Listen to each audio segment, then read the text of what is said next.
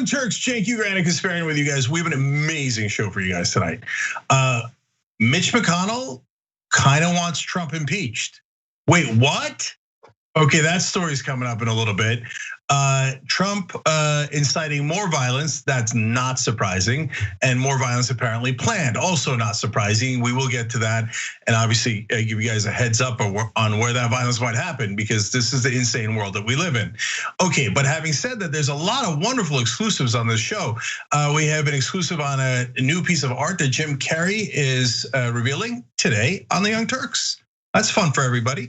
And we have a fun exclusive for you guys starting right now. So normally we don't do a lot of guests off the top of the show, but sometimes the Just Democrats, it's a little bit different. And so, and we've had some nice historic moments on the show with the Just Democrats. So joining us now is the executive director of said Just Democrats, Alexandra Rojas. Alex, welcome back to the Young Turks. Hey, thanks so much for having me. Excited to be here. Welcome, Alex. Yeah, it's great to have you, and we're gonna do something fun today. I hear you have a special surprise guest for us with a fun announcement. What is it? We do. Drum roll, please. We have made our first endorsement as Justice Democrats for this cycle, and we could not be more excited, more humbled, more honored, and how serendipitous it is that it is the state senator, Nina Turner, the progressive giant, the person that I know when I was a founding member and a founding staffer at Justice Democrats was one of the few people that took us seriously, that talked to our candidates, and so we just could not be more proud. So she's our special guest for today. In fact, here comes the Nina Turner joining us right now. All right, how's this for fun? The gang's back together. So everybody, the first thing you need to do is jdems.us/Nina Turner. I'm not saying anything except for the URL, which I just said, and will be in the description box below. jdems.us/Nina Turner. That's giving to Nina's campaign, which is absolutely critical, as you'll see here. So, Senator Turner, before we turn to you, Alex, you guys have specific criteria and things that you look for in Justice Democrats. So let me ask you a funny question since Nina's on with us. What was it about Senator Turner that got you guys to endorse her? Well, I mean, she talks about this in her announcement video, and it's just been in every action that I know that I've at least seen from the way that she's worked with Justice Democrats, which is her entire life has been fighting and centering working and poor people in a time where our country desperately needs urgent leadership, whether it was her time as a Cleveland City Councilwoman, her time in the state Senate, her time as national co-chair for Bernie Sanders' 2020 campaign, and so many other things that she has done throughout her career. It has demonstrated through and through that she is committed to not just this office of running for Congress, but to the movement of people and our collective solidarity together to actually get what we need to done in Congress in a progressive agenda. So I believe that Nina puts movement first. She puts others before herself. And that type of selfless leadership, especially right now where we see in Congress, where if we didn't have a Cori Bush, we didn't have a Jamal Bowman, we didn't have an AOC or Rashida or Ayanna, what that would look like. And so imagine if we had a Congress full of Nina Turners, if we had a Congress full of Jamal Bowmans and Cori Bushes, we would see a lot more action on the things that need to get done. And we know that once Nina Turner enters, she will. So, Senator Nina Turner, now, in order to take the Just Democrats endorsement, you have to be corporate PAC free, a very progressive, and in a fighting attitude. Are you comfortable with all those things, Senator? Let me think about that. Extraordinarily comfortable with all of those things, and so honored by Alex and the rest of the team and the Justice Democrats and what they stand for. You know, I was talking to my staff earlier today, and I said, you know what? I've been a Justice Democrat before that term became cool. Mm-hmm. You know, just the personification of what that means and what this organization means, and just even looking back at the wonderful video that they created, and to see people like Congresswoman Ocasio-Cortez and others sitting on that couch, and I'm on the screen trying to pump them up and talk to them about what power means and why it is so important to have the people's power in the hands of people who will not capitulate when it comes to standing up for the poor, the working poor, and the barely middle class. So to be in fellowship yet again with the Justice Democrats, but on the other side, I'm the candidate now. I feel like I've come full circle, and it means so much to me to have their endorsement. Yeah. Here comes justice. So have I mentioned jdems.us/Nina Turner? I think I might have mentioned that. All right, so let me go back to Alex for a second. So Alex, how much was Just Democrats involved in the Cori Bush campaign to expel the Republicans from Congress? Because mainly you're known for electoral politics, but sometimes you get involved in legislative matters as well. So Cori Bush is a Just Democrat. Everybody knows that, but how can a group like Just Democrats also support actions, whether it's this one or later ones on the minimum wage and others? That's great. And right now, if you want to learn more about Cori Bush's resolution and sign up to also stand by her in holding these folks accountable, you can go to gopcoup.com to check out the number of folks from the progressive world that are signed on. But this, it's taken a lot to even get here, right? Before in 2018, it was AOC and Rashida and Ilhan and Ayanna. And then this year we were able to elect Marie Newman, Jamal Bowman, and Cori Bush.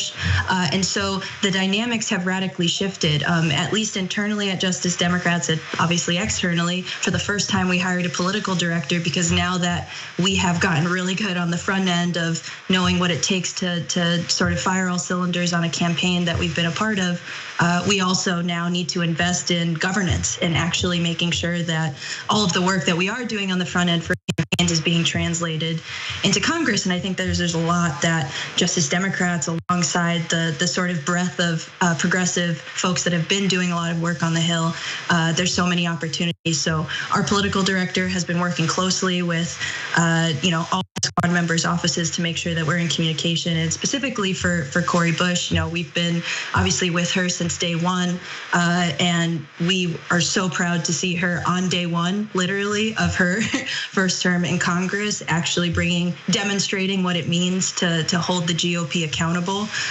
especially when our country is faced with attacks of fascists and neo-Nazis have literally entered the Capitol floor. So I think she and others, it's not just her, it's Ilhan drafting the articles of impeachment, it's Jamal writing a bill to investigate the Capitol Police, and then like you alluded to, it's Mitch McConnell even coming out now saying that he might support articles of impeachment. And we know that pressure is because Justice Democrats, because progressives in Congress are actually making noise and are shifting the Overton window, even on something that should be so clear. And so we've been doing a lot of communication support, political support, whatever we can provide. But it really is Congresswoman Bush that's leading the effort. I have a question, to kind of buttress your point, Alex, but directed toward Senator Turner, because, it's very clear that the message coming from progressive lawmakers, specifically Justice Democrats, is a popular one. But we still have a situation in which some corporate Democrats remain defiant in their own political ideology. They continue to push back against progressive policy proposals. And so what do you envision your strategy to be once you're in Congress and you're able to really make the case for the policies that we desperately need in this country, not just for progressives, but for working people overall across the ideological spectrum? How do you strategize to get these Democrats on board when they've been so defiant so far? Well, thank you for that, Anna. The progressives, and particularly Justice Democrats, but progressives, people who are not just saying the word, but they live the word.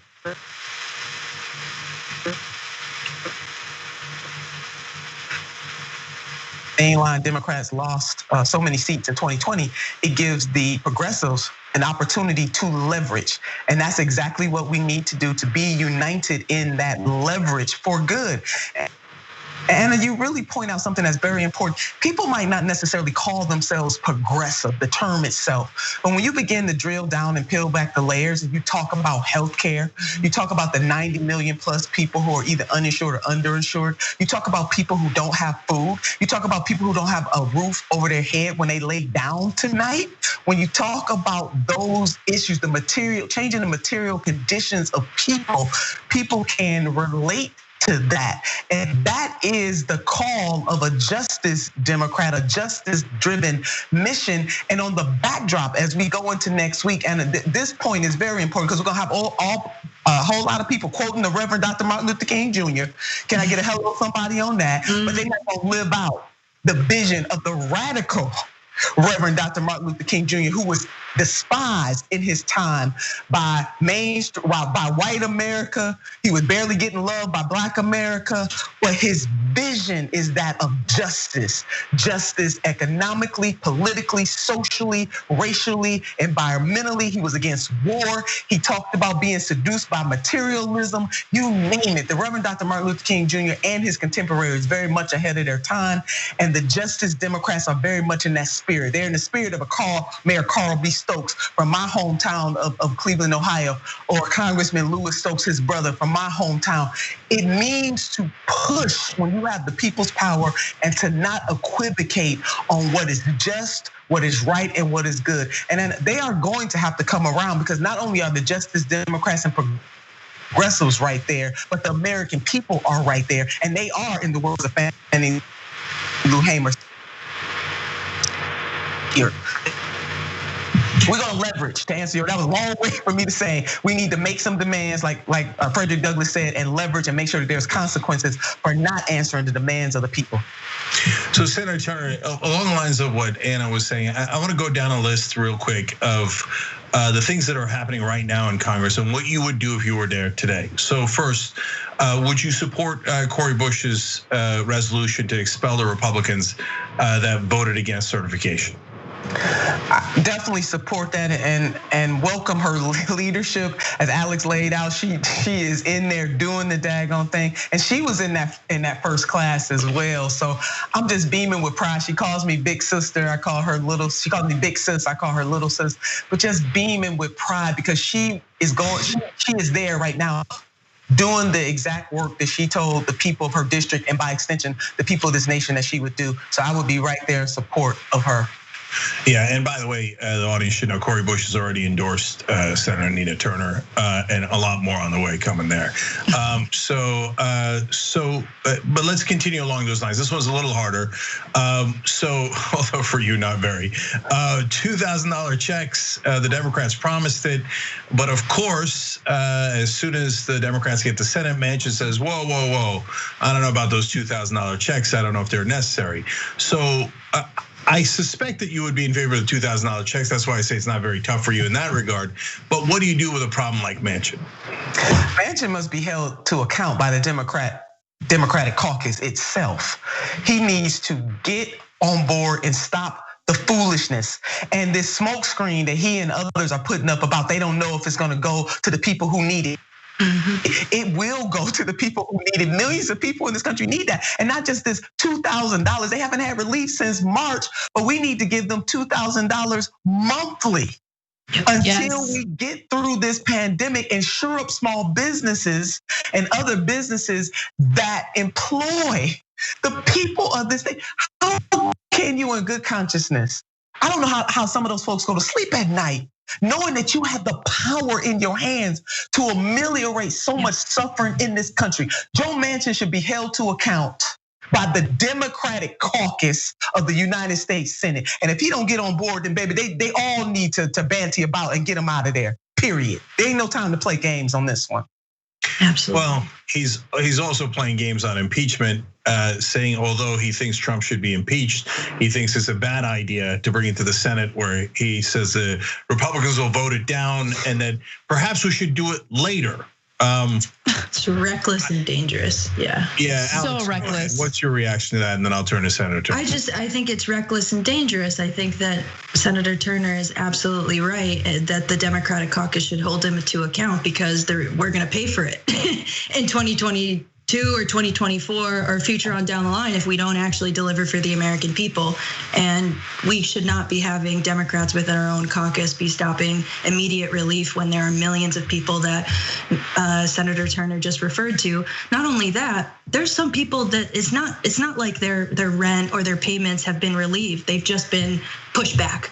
And that is going to be the ripple effects on our economy, the ripple effects on our society, in addition to what's happening right in this moment outside of the pandemic when the National Guard is being pulled away or could be pulled away from vaccine distribution. It's a very serious matter, and I hope that Senator Joe Manchin understands that it is dangerous. It is reckless as a strategy for the Democratic Party, and it is dangerous for Americans that need help right now, including in West Virginia. That's exactly right. Yeah, Alex, yeah, that's I was gonna say. But yeah, his state that he represents, the level of poverty there. Yeah. So anyway, yeah. Yeah. So I wanted to add to that real quick. Sorry, Cenk, but I mean, that's part of what frustrates me personally, and this is of course my opinion, but of the Democratic Party overall, that Joe Manchin feels emboldened enough to come out and say that he's against $2,000 checks as if his own constituents aren't in favor of those checks, which does create a perfect opportunity for the Democratic Party to make its case and hold Senator Manchin accountable, right? Use press conferences, media appearances, whatever it is, to call him out by name and say, hey, the good people of West Virginia also need some economic relief during this time of crisis. And he's the one who's standing in the way of us getting that accomplished. And so I guess my question to you is, Senator Turner, would you be willing to call these Democrats out by name when they serve as massive obstacles in getting important policy passed? Part of our job in that kind of service is to educate the people and to let them know who's really on their side, to call the question. So absolutely, I've been on record calling the question for several years now, and I definitely will not hesitate, especially if something of this magnitude. This is not child's play. This is life and death for so many people right now in this moment, not just in our country, but in the entire world. And in the wealthiest country on the face of the earth, we have a senator or any other senator that is holding up survival checks to people. It is immoral, it's unconscionable, and yeah, we got to start calling out names. So yes. Love it. Yeah. So Senator Turner, one last question then, and it goes along those lines. So look, if and hopefully when you get into Congress, they will immediately tell you, look, you've got to look out for your colleagues, and we're all in this together. And so there's a lot of blue dog Democrats in this caucus, and they're worried about winning in purple districts. And that will often be in conflict with the interest of your voters, honestly, who would want the $2,000 checks, higher minimum wage, tougher police reform, et cetera. So when leadership asks you to make sure you support your Democratic colleagues, and that's a tough question, how do you answer that question? I will support my Democratic colleagues as long as they supporting the people.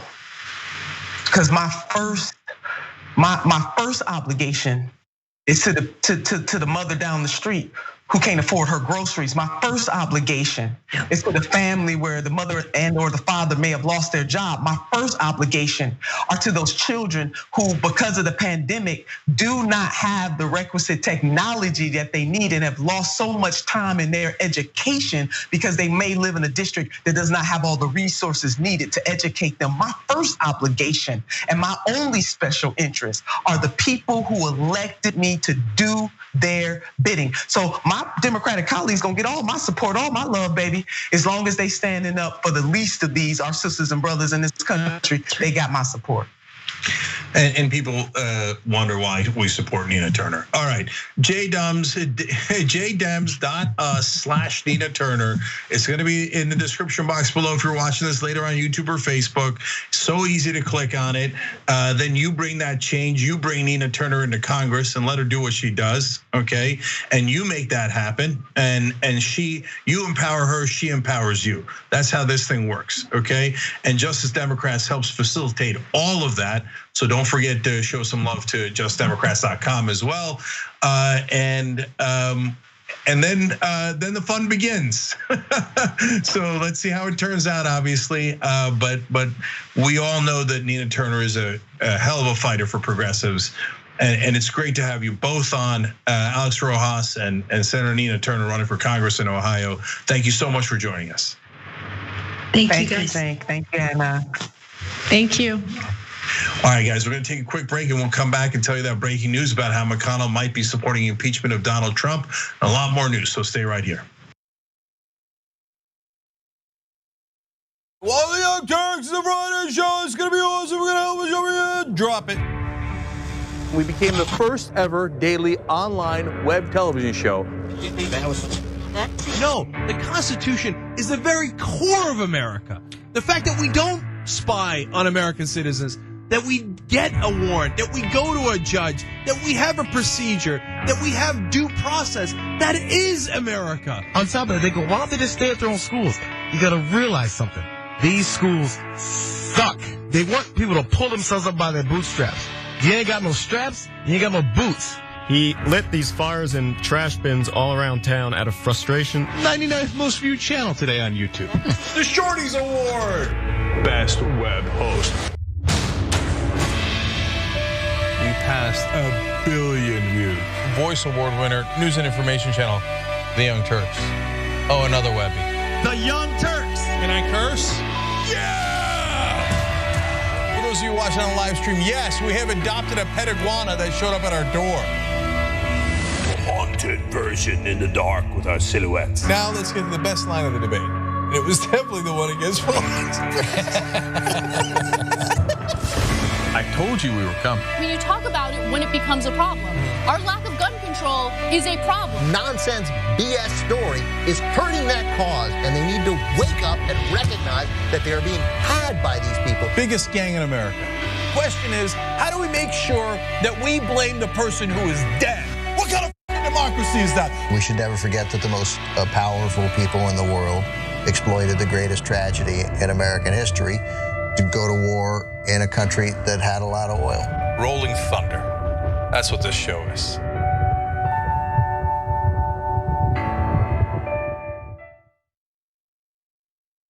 Never in my life did I think I would like to see a dictator.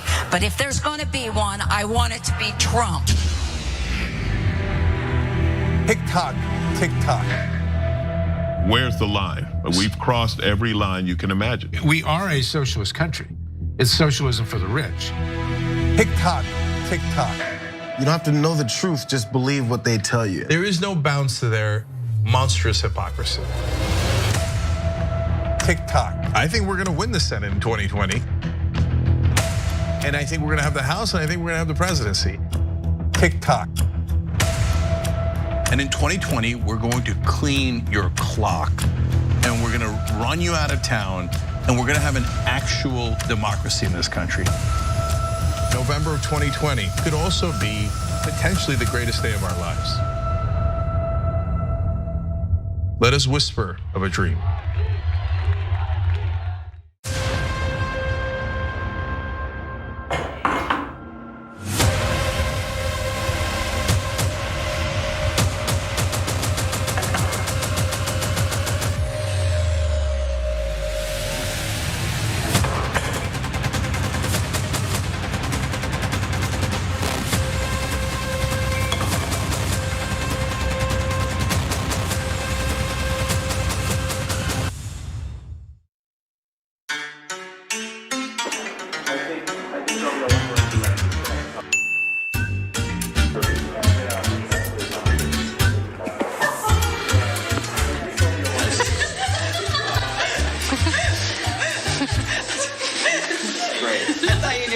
Back to back that I like. Say hi to the camera. I don't like this.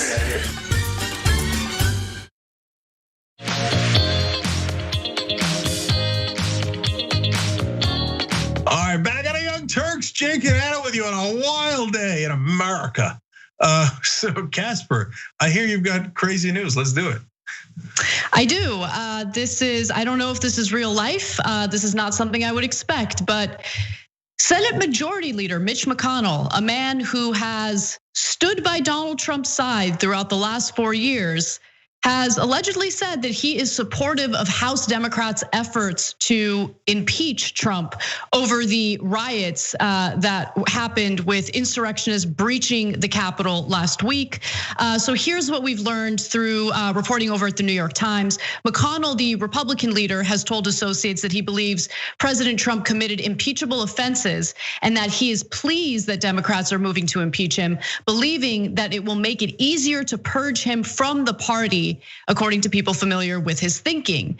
McConnell, a Republican of Kentucky, has indicated that he wants to see the specific article of impeachment that the House is set to approve on Wednesday, which is expected to draw support from as many as a dozen Republicans, potentially including, and by the way, this was actually just announced, so it is including Republican Representative Liz Cheney of Wyoming, whose father is a war criminal, but nonetheless, she is the party's number 3 in the House.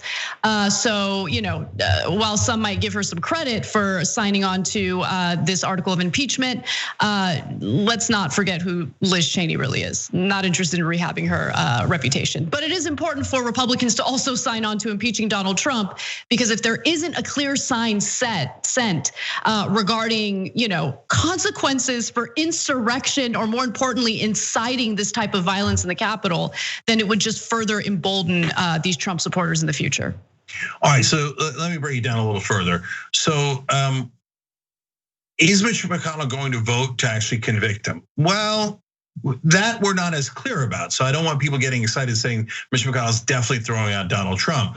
But is he open to it? Definitely, because the devil's in the details. And the devil is McConnell. But anyway, so that's a whole nother story. But in this case, he's doing the right thing, of course, always for the wrong reasons. I'll get to that in a second. So how do I know he's definitely open to it? It's not just that he's allowing this to go in the New York Times, and if he didn't agree with it, he would definitely put out a forceful statement saying it's outrageous, it's fake news, it's not real, and he has not put out any of those statements.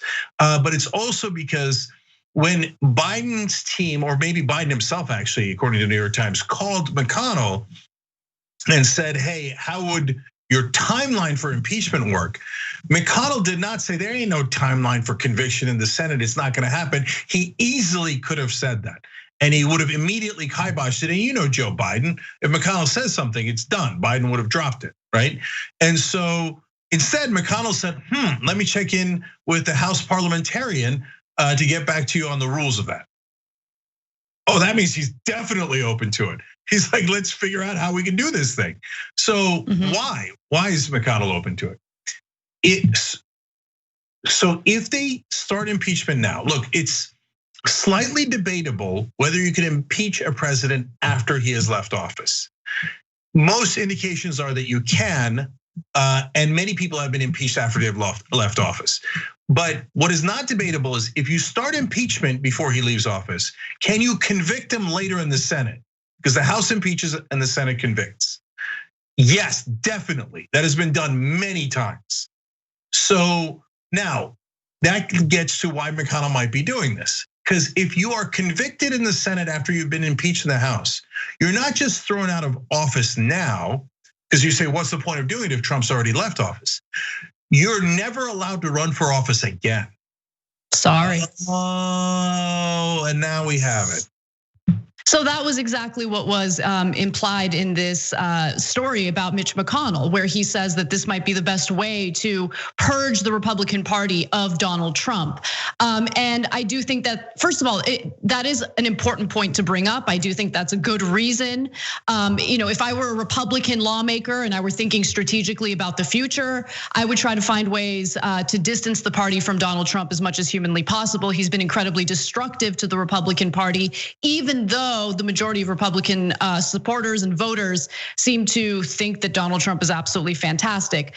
I'm worried about what happens after Biden's first term, especially if people are still experiencing economic turmoil and complete and utter frustration as a result of our government just completely abandoning them when it comes to their own economic worries.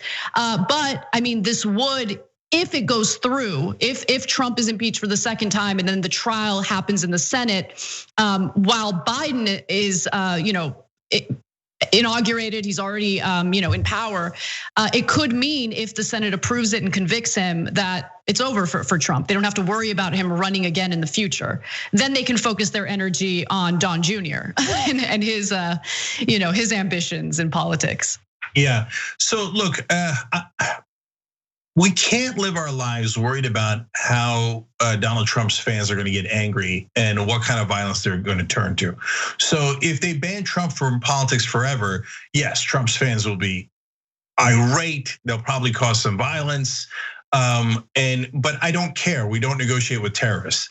So I think having someone permanently banned from politics is a hell of a thing. And so I would not be in favor of that unless it is the most extreme circumstances. And here we have obviously the most extreme circumstances. And guys, I'll break it down for you guys on whether the Senate is going to convict or not, okay? So a lot of Republicans would love to get him out of their hair. On the other hand, they don't want to upset their base that supports Donald Trump. So right now, if the vote was held today in the Senate, the Republicans would not vote to convict him overall. A couple might, Romney might, Sass might, Murkowski might, but overall they will not get to 2/3 to convict. There will not be enough Republicans. Why? Because polls coming out saying of Republican voters, only 15% want him thrown out of office, 83% want him to stay, 55% believe that Trump had absolutely no role in riots. 7 out of 10 believe he had little or no role, and a majority of Republican voters believe that Joe Biden caused the riots. These are all facts. PBS Marist poll, YouGov poll, they all confirm. So right now, if they held the vote, there's no way the Senate Republicans are gonna vote to convict Donald Trump. But, and this is a giant but, between now and the inauguration, there are several times when there might be more violence. We're gonna talk about it later in the show. January 17th, January 20th, people, right-wing supporters of Donald Trump are planning violence. And Trump is going around saying, hey, this could be very dangerous if people are against me. He's still egging it on, talking about the anger, etc. If he causes a second time for people in power, Republican congressmen and senators, to be in physical danger and they worry about their own well-being, that's the only thing they care about. At that point, that's the only thing that'll trump their political ambition, because they were apparently furious. Trump would not take their calls when they were bunkered in Capitol Hill, when they were being sieged. Apparently, Lindsey Graham, furious and yelling, like, why won't he come save us, right? Because of course he's not going to save you, you idiot, right? So they're scared of Trump. But if he threatens their life again, I think they go to convict him and just get him out of politics forever. That's my sense of how it's gonna go down. And by the way, a Republican put out a message today, a senator, Rob Portman, basically verifying this exact thing I was planning to say, where he said, Trump must now put out a clarion call, be very, very, very clear that no violence is to be tolerated ever. If he doesn't do that and we get violence afterwards, then it's his fault. And so that's, as suspected, that exactly is the standard the Republican senators will use to see if they're going to convict or not. And you do have Republican lawmakers, like Representative Jim Jordan, Representative McGovern, who are now releasing more and more statements about their experience during that Capitol Hill riot with the insurrectionists. And their language is pretty harsh, and they're referring to the evil in their eyes, which is pretty fascinating because, again, for 4 years straight, they have minimized the role of right-wing gang members in this country. They've minimized the role of people like Kyle Rittenhouse, who showed up to a protest happening in a city that he doesn't even live in.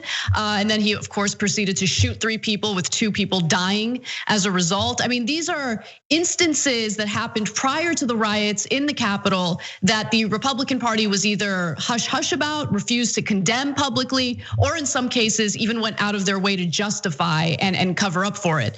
So it's just interesting to see how Republican lawmakers are only willing to change their tune on Donald Trump and what he has promoted if it specifically impacts them and their own safety. They thought this was all cute, fun and games until they realized that they had empowered and enabled a monster in this country that not only incited violence in the lead up to these riots, let's be clear. I mean, he has essentially given like a wink and a nod to right-wing extremists in this country since the beginning of his first term, and his only term, luckily.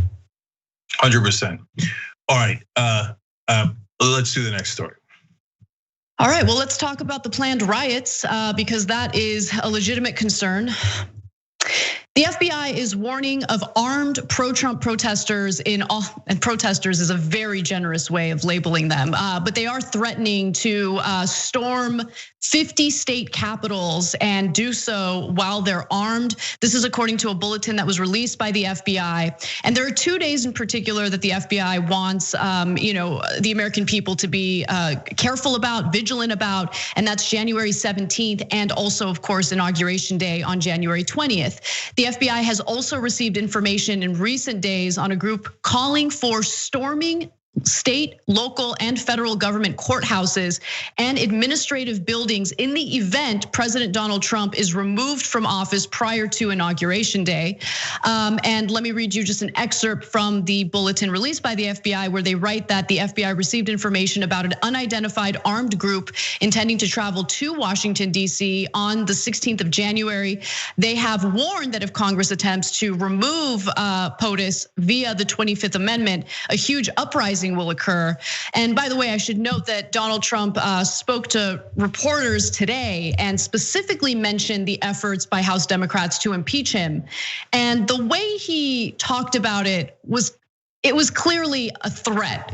Basically, these Democrats better not go forward with these attempts to impeach me because people are very angry about that. There's a lot of anger about that, essentially saying, don't try to hold me accountable or else my supporters will come after you. There could be violence. And then of course, he loves to talk out of both sides of his mouth and said that he doesn't want violence. But as we've known, he has consistently, pushed his supporters to engage in violence, especially if it has to do with helping Trump politically, including, of course, overturning the results of the election in his favor. Yeah, Anna, he put the plausible deniability in there by saying he's against violence. And so all of his supporters will always turn back to that. And like they do, they always have excuses for him. He said, there's very fine people on both sides when the Nazis and Confederate supporting people attacked in Charlottesville. And they say, no, he didn't mean the neo-Nazis. He just meant the people who love the Confederacy and slavery. Okay, if you think that's an excuse. And so in this case, they'll say, no, he said he was against violence. But at the same exact time, in the same exact speech, he very clearly said that this is dangerous if they come after me, and there'll be a lot of anger.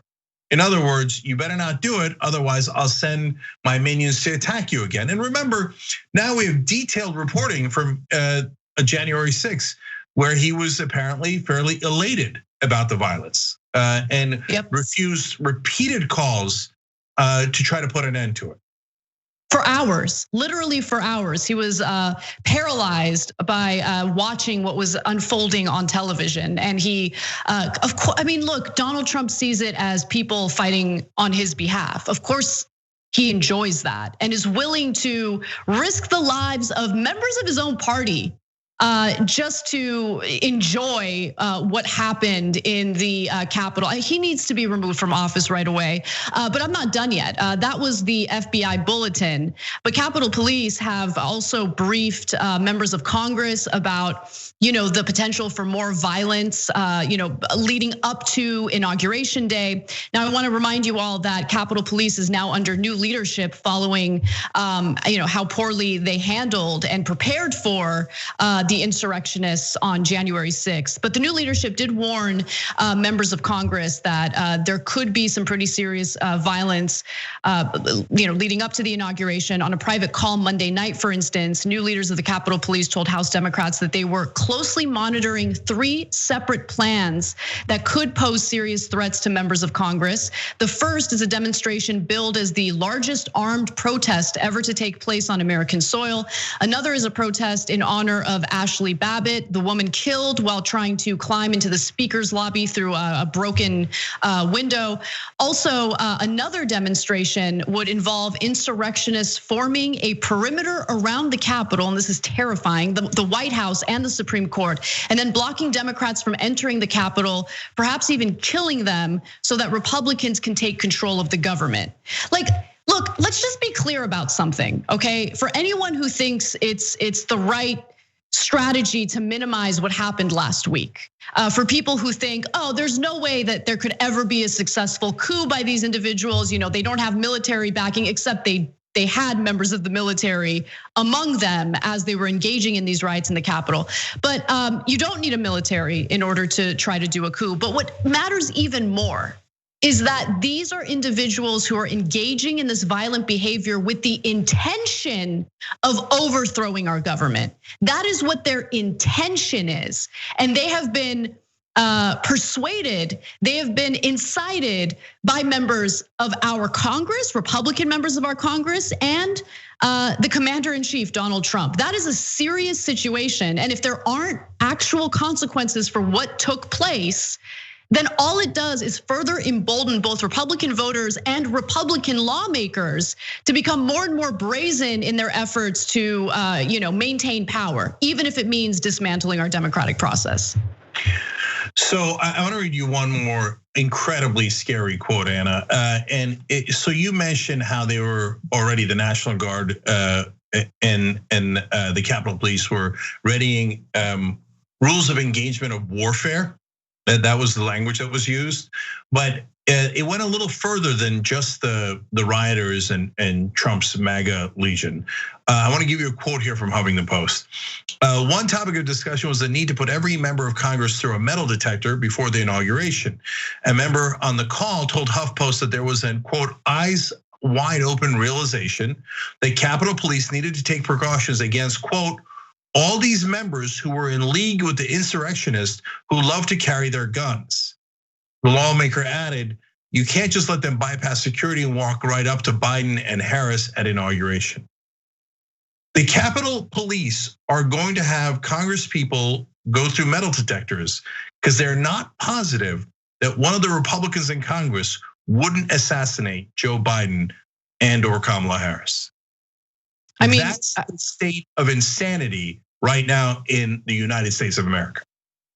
I can't say I blame them for wanting to take those types of precautions. I mean, remember, even after the insurrectionists breached the Capitol, after all of that went down, you still had Republican members of Congress. You still had Senator Josh Hawley push forward with their gross strategy of enabling Donald Trump and questioning the certification of the Electoral College votes, even though they know that there is absolutely no evidence of widespread voter fraud. They still did it.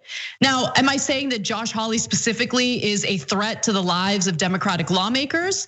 I mean, he creates a threat by emboldening and enabling the lies and deception surrounding this election.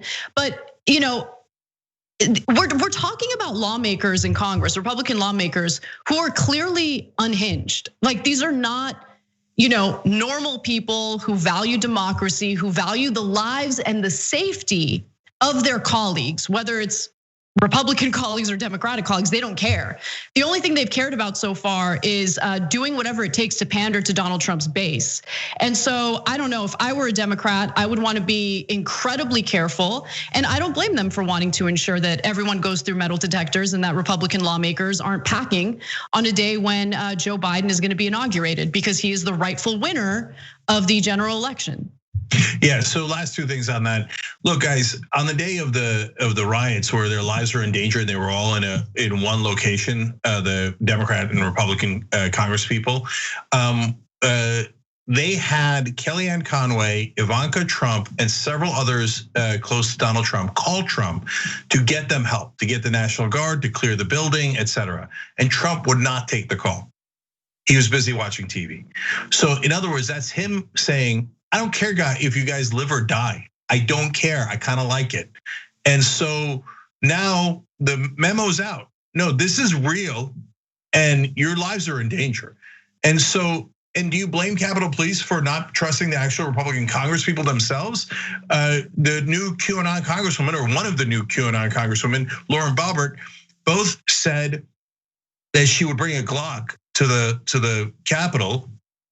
And while the riots were happening, she was talking about where Nancy Pelosi was moving within the building. So yeah, of course you shouldn't trust her. And basically the police are now saying, no, you're not allowed to bring your Glock to inauguration because there's some chance you're nuts and part of the insurrection. Yeah, she was live tweeting where Nancy Pelosi was as these insurrectionists were in the building, as they had breached the Capitol.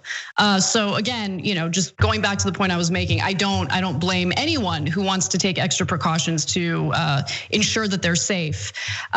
This is unfortunately the climate that we're living in. And again, it's been incited and emboldened by Donald Trump and his Republican congressional lackeys. So we got to take another break.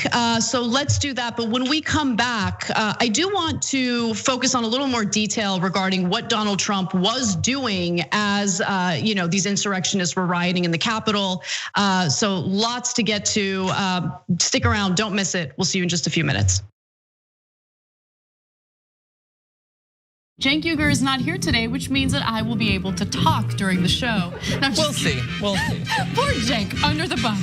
My God, if Jesus came back, how much would the Republicans hate him? Now you have to give away all of your possessions to the poor. Steve King would be like, oh, easy. Everyone should be lucky enough to have a John Iadarola in their life. You confused everyone? Okay, sorry, I thought it was pretty clear. Take a break now. You can turn me to Dr. Manhattan as long as I get what Dr. Manhattan's packing, okay? The liberal mom says, Mark Thompson, have you ever thought about doing one of those tapes that soothe people to sleep? Like Mark Thompson reads the phone book. I'd buy it. If you'll buy it, I'll do it. Emilio D'Amelio writes in, John, you are so thick. I love you. That's what he wrote. Pork Chop Express writes in and says John Iadarola needs a new jacket. Whoa. Those 24-inch pythons are about to burst out of his sleeve. Gun, baby. You know, the two people here said that their moms were both in love with you over Beauty and the Beast. Mm-hmm. That's an improvement. I usually get grandmothers. Charlie Turk. No, wait a minute, don't you dare. Chemical castration when we return from the break. I hope that, who they choose for the White House isn't just a borderline Klansman. That's all we gotta hope. That's it, we will settle it. She's cute. I didn't say that about Laura Ingraham. Scandal at TYT. Did Anna comment on my tan yet? No, she hasn't. You're a good boss. But Anna did say that I come in here today with a fresh mind. That's all I'm about. I'm about a fresh mind. I can't with you right now. Okay? She just can't. She can't, but nonetheless, we have to for another 3 hours. I'm back, baby. Let's rip into Republicans. See, don't miss the live show. That's great. Tell people, if you're a member, you get the whole live show whenever you want, because this stuff doesn't go into any of the clips.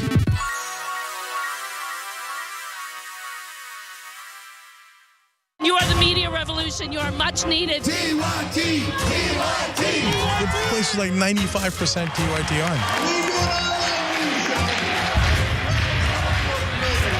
You guys, the Young Turks, which is my favorite channel, we're getting that message out. Cenk and the Young Turks do an extraordinarily good job.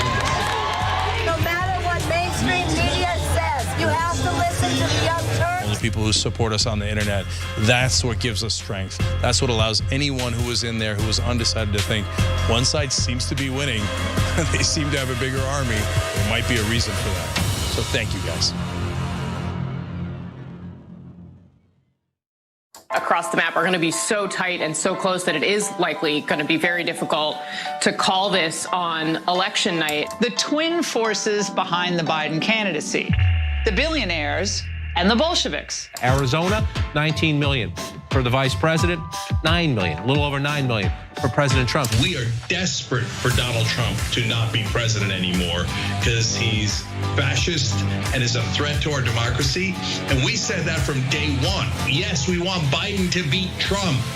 Is that clear enough? It is increasingly difficult for the American public to get any sort of truth. And this is why what Cenk and the Young Turks are doing is so important.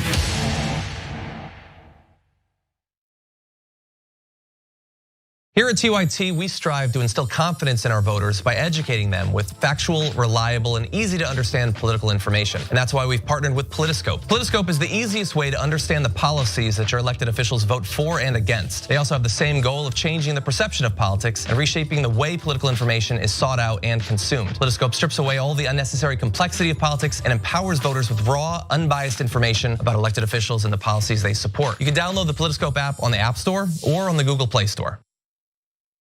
All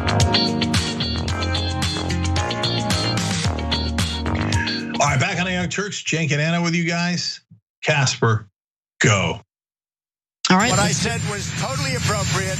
And if you look at what other people have said, politicians at a high level, about the riots during the summer, the horrible riots in Portland and Seattle and various other places, that was a real problem, what they said.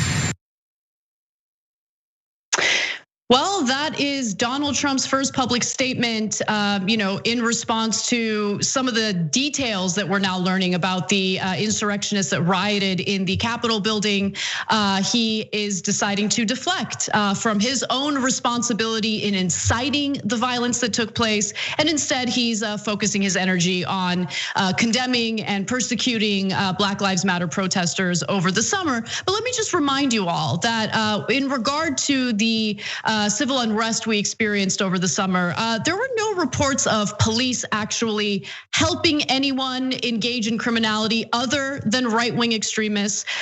You didn't have the high volume of deaths that you experienced in the Capitol in one day. 5 people died during the Capitol Hill riots. Also, pipe bombs were found. These rioters decided to plant pipe bombs near the RNC and the DNC. And then, of course, let's not forget that the whole point of the Black Lives Matter protest was to change policing in this country so it isn't riddled with brutality toward very specific communities throughout America. When it came to the insurrectionists, they were insurrectionists. Like, they wanted to throw out our democratic process just to ensure that someone like Donald Trump remains in power. So to deflect from what actually happened last week, to focus on Black Lives Matter, to even try to draw these equivalencies is absolutely pathetic. But House Minority Leader Kevin McCarthy argues that no. Trump actually does take a little bit of responsibility. According to The Hill, House Minority Leader Kevin McCarthy told GOP lawmakers on a conference call that Trump told him privately that he takes some responsibility for inciting the riots. Trump has not done so publicly, and to be quite honest with you, I don't believe what Kevin McCarthy is saying here. Yeah. Trump also. Yeah, go ahead. Let me just jump in on that real quick. So there's been mixed reporting on that. So now most of the reporters are saying that McCarthy actually told other Republicans that he thinks Trump had a role in inciting the violence, not that Trump admitted it to him.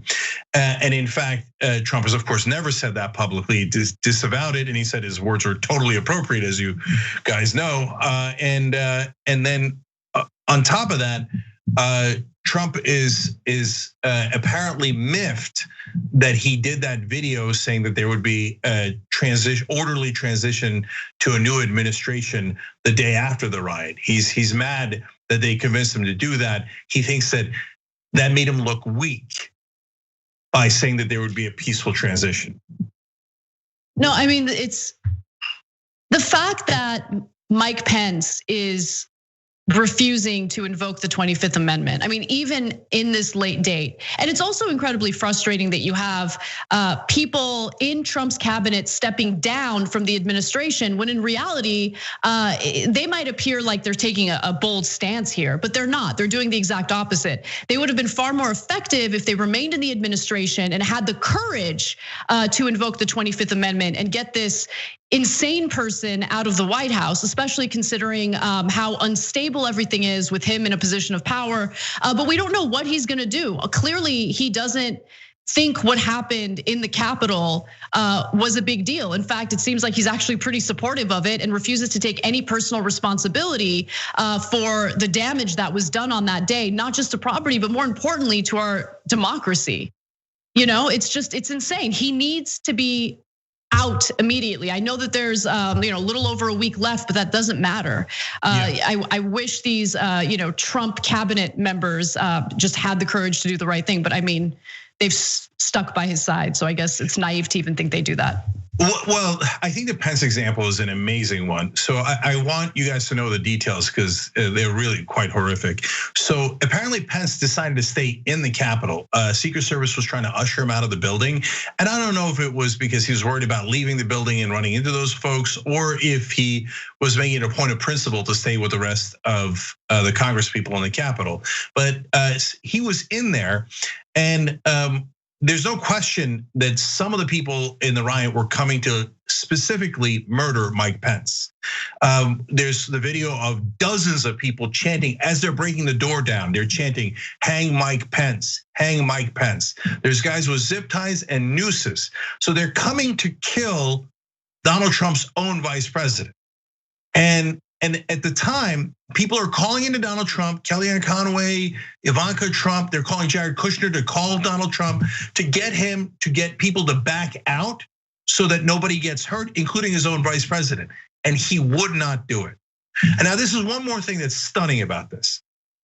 He never called Mike Pence was in the building. It took 6 hours to clear the building, and Mike Pence was in there through all the violence.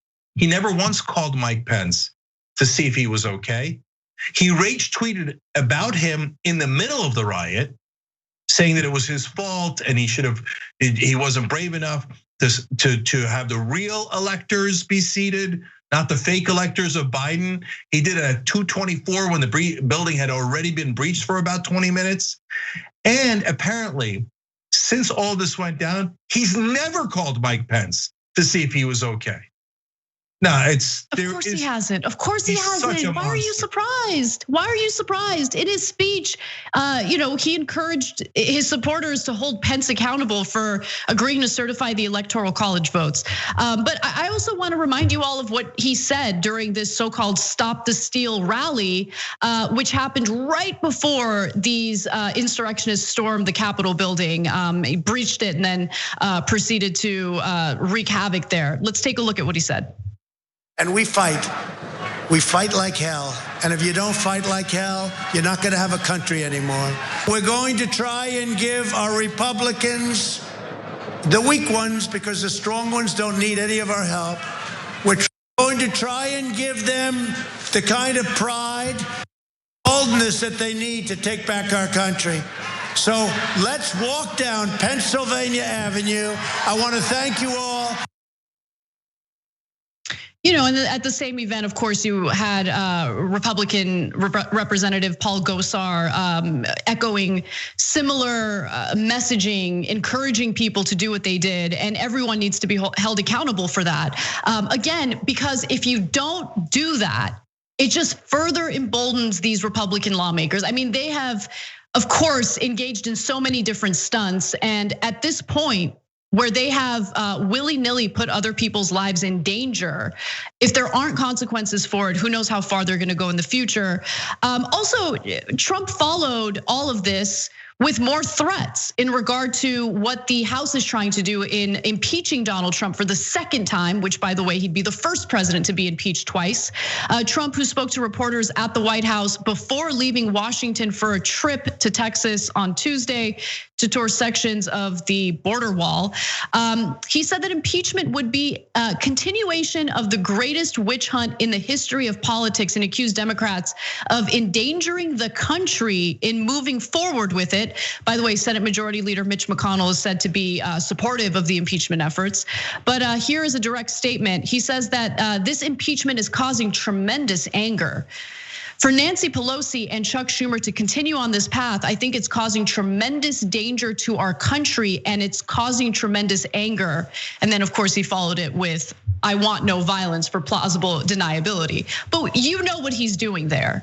That's the way he messages to his supporters to engage in the violent behavior that we experienced last week.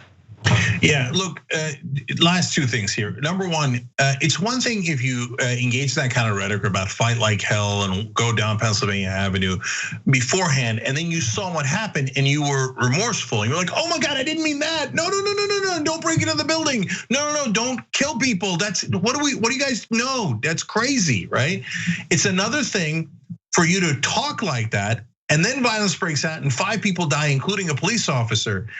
And you're still talking about, well, opposing me could be dangerous, and it would make a lot of people angry. He has no remorse at all. In fact, in the video he was forced to do in the middle of that day, he said that they were very special people, the rioters, and that he loved them. And in a tweet, so they're look, guys, think about it this way. They're asking Trump to send in the National Guard to protect the lives of Democratic and Republican congresspeople on his own vice president. To this day, no one knows who gave the order, because Trump apparently did not. He did not want the National Guard to protect their lives. Amazing. Then they asked him to do that video, and he was very reluctant to do the video where he was going to tell them, now remember, stay peaceful. Why is he reluctant? Everyone acknowledges he was reluctant. Why is he reluctant to say something as simple as stay peaceful? But that leads to the last part. They wanted him to put out a tweet. And the thing that he fought the most on was the very last 2 words in the tweet, which were literally stay peaceful. He didn't want to tweet it, and he had to be convinced by his entire staff to write that in. It's super clear. He liked the violence. He liked that those people were fighting like hell for him, and that they were threatening the lives of others, because he thought, that gives me leverage, that gives me more power. Because to him, there is no shame. Democracy is irrelevant, America's irrelevant, the lives of other people are irrelevant. The only thing that matters is how much power do I have? That's the kind of psychopath that's the president right now. And I have to leave you guys with this one statement from a Trump advisor who was asked why Trump was unwilling to do anything when he had people close to him, people in his administration, even Kellyanne Conway urging him to do something as this violence had broken out. And his advisor told the Washington Post, quote, he was hard to reach, and you know why? Because it was live TV. If it was TiVo, or if it's TiVo, he just hits pause and takes the calls. If it's live TV, he watches it. And he was just watching it all unfold. Just imagine the president of the United States standing there or sitting there, watching the insurrectionists breach the Capitol, watching them engage in acts of violence, seeing the images of these right-wing extremists holding flexi cuffs, and you can't get him away from the television to do the right thing, to lead. I mean, he's not much of a leader, but to at least in this case call for an end to the violence. You couldn't get him to do it because he was enamored with what he was seeing on television. It's just absolutely horrendous, disgusting behavior, and that's who Donald Trump is. Yeah, you remember that picture of the drawn guns holding the door of the House? Who sees that and thinks, oh, there's no danger here? No, he saw it. He was watching live TV. He saw there was enormous danger to the lives of those other legislators, and he purposely didn't make the call to get them to safety. That's who Donald Trump is. All right, that does it for our first hour. Cenk will be leaving. Thanks, Cenk. And Benjamin Dixon will be joining us for hour 2. Don't miss it. We'll be right back.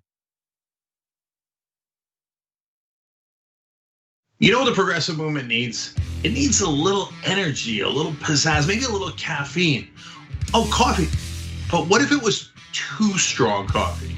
Yes, new TooStrongCoffee.com/TYT. Look, this helps progressive causes. It's also organic and fair trade, so you've got peace of mind that it was done right, and it happens to taste great. So check it out right now at TooStrongCoffee.com/TYT. That 300 million is a pretty good number, Well, that's the size of the US population. You know what our next target is? The size of the entire world. We just crossed 5 billion views on YouTube. I mean, imagine 10 years ago thinking one day. We looked at you like, are you nuts? Young Turks has just passed another milestone, 15 billion views. Damn. All right, lots of comments. You guys are the best. I'm gonna read a few comments from our members. Mr. Methuselah says on YouTube, super chat, thanks for all the important work you do for TYT for the movement. Do you know who had the first super chat when I got back from vacation? You won't be surprised to find out. Rob Shively, what do you know? Rob says, rejoice for Dragon Daddy has returned. This question sent to us by Izzy Sanchez Jr. Is it me or is Meghan McCain talking as fast as Ben Shapiro? Is that the way the right tries to look smart and intellectual? Well, yes. Michael Nathan writes it on Twitter. Did Anna choose Cenk's outfit today? I'm sure it wasn't Cenk himself. Man Bun Cenk and Skinny Jeans says, so now Anna has pointed out, okay, that's his handle. T. Joyce, 1971, saying Donald Trump is good at pulling out of things, NAFTA, the Iran deal, NATO. It's just too bad Fred Trump didn't.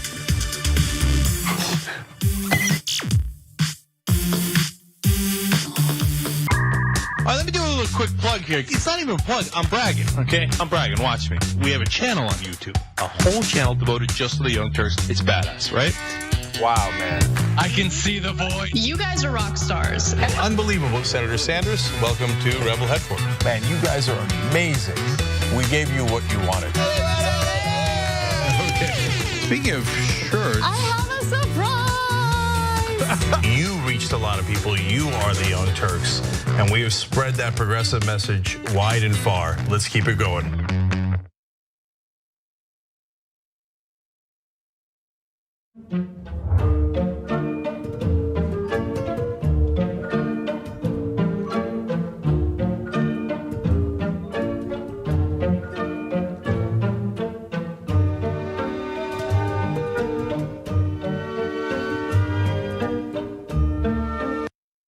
Do you know what we do online these days? Everything. You know that. You're watching the show online. You do your banking, credit cards, passwords, all online. So do you need to be safe? Of course! It's not an option. PureVPN helps protect you online, and they actually do it for up to 10 devices, which is great. And they've got deals right now. That's why I like this sponsor. I want you to go check it out. TYT.com/PureVPN. Make sure you protect yourself online. It's really important. TYT.com/PureVPN. Cool news, shoptyt.com now has books. There's a whole bunch of books there. You're gonna be shocked to find out that they're largely progressive. Of course! Ryan Grimm's book, We've Got People, is there. It's a fantastic story from Jesse Jackson to Bernie Sanders to AOC that explains the progressive movement probably better than any book I've ever read. Speaking of awesome books, my dad's got a book out called The Original Young Turk, where he goes from the poorest olive farmer you ever met in your life to living the American dream.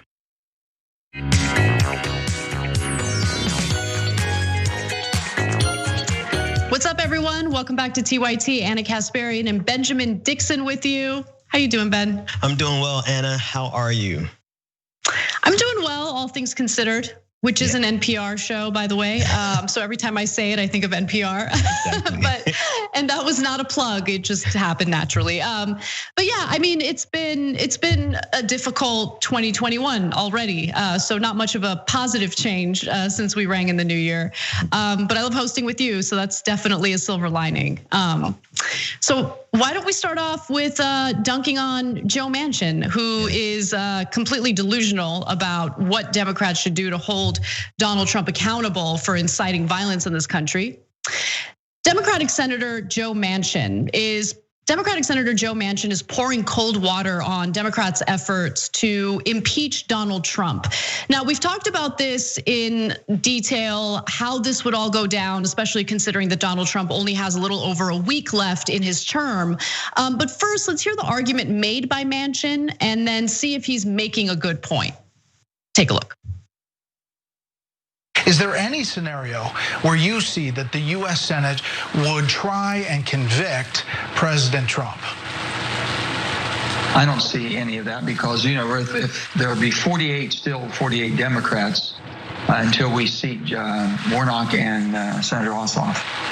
So until that happens, you need 67 votes. I think my arithmetic, that means we have 19 Republicans. I don't see that, and I think the House should know that also. We've been trying to send that message over. They know the votes aren't there. You would think that they would do that. I think this is so ill-advised for Joe Biden to be coming in, trying to heal the country, trying to be the president of all the people when we're going to be so divided and fighting again.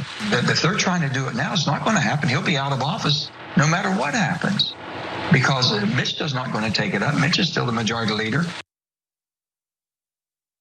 So remember, the Senate would not be engaging in a trial after the House votes in favor of the article of impeachment until after Joe Biden has already been inaugurated.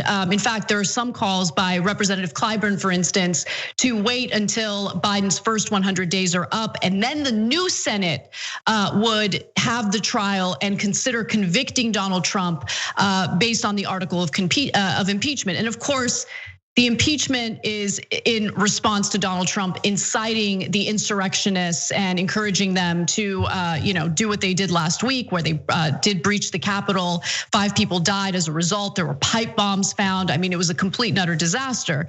Now, the whole point is to ensure that Donald Trump isn't able to run for president again. And remember, the new Senate will have Democrats take control with a slim majority. So the real question here is, what would Joe Manchin do if this trial is held during Biden's administration? Would he vote along with the Democrats? And to be sure, they would need to have more than a simple majority in the Senate to convict Donald Trump. Democrats hold a 10-seat majority in the House, and Republican leadership as of Tuesday had advised members to vote their conscience, making it likely that an impeachment charge will pass with at least several Republicans voting with Democrats. So that's happening in the House. In the Senate, a story just broke today regarding how Senator Mitch McConnell is in favor of the impeachment efforts by Democrats because he wants to ensure that the party can purge Donald Trump, and not have to worry about him in the future. But Ben, I wanted to get your thoughts on all of this. It's really frustrating to hear Democrats, shy away from real consequences for someone like Donald Trump, especially after what happened.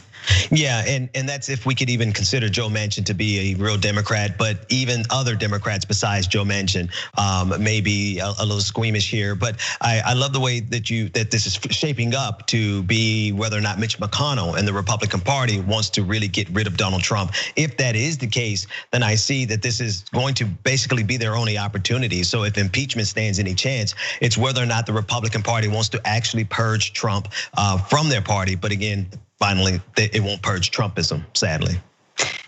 Right, I mean, exactly. Okay, so let's talk about that a little bit, because I do think it's important to mention that getting rid of Donald Trump and preventing him from having the ability to run again in the future, sure, I guess that's important. I don't know if I ever really bought that he was gonna run again in 2024, but I mean, there were certainly some indications that he was planning for it, fundraising for it. So let's put that off to the side. Getting rid of Donald Trump, though, doesn't get rid of the base that overwhelmingly supports him. Like 75 million Americans voted for him. They looked at the last 4 years in America, the last 4 tumultuous, unstable years in America, and they thought, no, Trump nailed it and I loved it and I'm gonna go ahead and vote for him anyway. Those people exist and they're not gonna go away. So I don't know how I mean, Republicans aren't really planning on addressing that, really. All they've really done is pander to them. But it's something that I think the Democratic Party needs to think strategically about to address it, not in any punitive way, but what can you do to kind of de-radicalize people who have been like, fed all sorts of insane conspiracy theories through this right-wing echo chamber. Yeah, echo chamber. I'm hoping, if with any luck, this could be analogous to the Scopes trial, where there was the trial of science versus faith, and it kind of set evangelicals back a couple of generations because of the level of embarrassment that came as a result of that trial. I'm wishful thinking here, Anna, but maybe this moment is like that, because I'm seeing more Republicans shy away, and this is obviously anecdotal, and I have to see the data to see if there's really anything statistically significant. But it seems like people are trying to back away from that outer edge that we saw going to the Capitol last week. Yeah, I mean, because their lives were in danger. It wasn't just about Democrats being targeted. Any Republican lawmaker who wasn't enough of a lackey for Donald Trump was also targeted based on some new reporting that we're seeing in regard to the preparations and the planning that took place prior to the insurrectionists breaching the Capitol.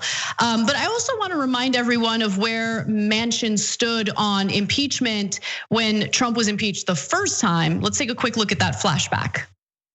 Do you think President Trump should be impeached and convicted? Well, no, there's no doubt about it. He should be impeached, basically. But if we can't do it, you got to be practical about what we're doing now, Jake. So there's no question that he should be impeached. Again, those were his statements in response to the first impeachment effort where Donald Trump was found to withhold congressionally appropriated funding toward Ukraine unless the leader of Ukraine announced some sort of sham investigation into Biden in order to help Trump get an upper hand in the election. But yeah, I mean, it's just, I'm tired of we need to be practical here. Even in that statement, can Democrats just understand? No, right now is not the time to be practical. I don't think it was the time to be practical back then when the impeachment proceedings were happening in response to what was going on with Ukraine. In fact, they had a narrow scope in their investigation. They should have broadened the scope to include possible financial crimes as well and violations of the emoluments clause. But it's just frustrating to see. Everyone wants to celebrate that Democrats have this slim majority in the Senate, but Manchin will continue to serve as an obstacle because you're right, Ben. I mean, he's not really a Democrat. He's certainly not even a liberal Democrat. I mean, he agrees with Republicans far too often to be considered a member of the Democratic Party. If anything, he's more independent. Yeah, and the fact that he so quickly inserted himself as a blockade to that $2,000 just shows you exactly the extent to which he even doesn't care about his own constituents. That's exactly right. I mean, how do you come out so strongly against something that your own constituents desperately need, and I would venture to say desperately want. And by the way, he did walk back his statements after there was enough backlash, because guess what? Financial relief at a time of crisis is tremendously popular across the board. Doesn't matter what the voters' ideology is, political affiliation is. People are really suffering right now, both Democrats and Republicans. And to have Joe Manchin raise his hand and say oh, no way, $2,000, one-time $2,000 check is just too much, and the fake concerns about that money ending up in the wrong hands, when in reality, so much of that relief money from the CARES Act ended up in the hands of massive corporations and not in the hands of small businesses that desperately needed it. So how about you deal with that? But anyway, we got to take a break, I'm sure. So let's do that. Let's take a quick break, and when we come back, Lindsey Graham apparently screaming at Capitol Police while the insurrectionists were in the building. We'll give you more details on that and more when we come back. Well, the Young Turks, the Friday show is gonna be awesome. We're gonna help us over here. Drop it. We became the first ever daily online web television show. No, the Constitution is the very core of America. The fact that we don't spy on American citizens, that we get a warrant, that we go to a judge, that we have a procedure, that we have due process. That is America. On top of it, they go, why don't they just stay at their own schools? You gotta realize something. These schools suck. They want people to pull themselves up by their bootstraps. You ain't got no straps, you ain't got no boots. He lit these fires in trash bins all around town out of frustration. 99th most viewed channel today on YouTube. The Shorties Award. Best Web Host. We passed 1 billion views. Voice Award winner, News and Information Channel, The Young Turks. Oh, another Webby. The Young Turks. Can I curse? Yeah! For those of you watching on the live stream, yes, we have adopted a pet iguana that showed up at our door. Haunted version in the dark with our silhouettes. Now let's get to the best line of the debate. And it was definitely the one against Fox. I told you we were coming. I mean, you talk about it when it becomes a problem. Our lack of gun control is a problem. Nonsense BS story is hurting that cause, and they need to wake up and recognize that they are being had by these people. Biggest gang in America. Question is, how do we make sure that we blame the person who is dead? What kind of democracy is that? We should never forget that the most powerful people in the world exploited the greatest tragedy in American history to go to war in a country that had a lot of oil. Rolling thunder. That's what this show is.